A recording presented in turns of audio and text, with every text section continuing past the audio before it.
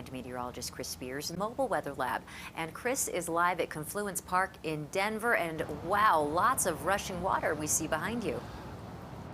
It's a beautiful sound, Britt. I wish you could hear it as clear as I can. The sun is peeking out here. It's starting to melt all of the snow, and we're seeing a lot of runoff here into the river as all of the snow melts and the water makes its way into our drainage system. We want to talk about just how beneficial this moisture was. We've made a graphic for you.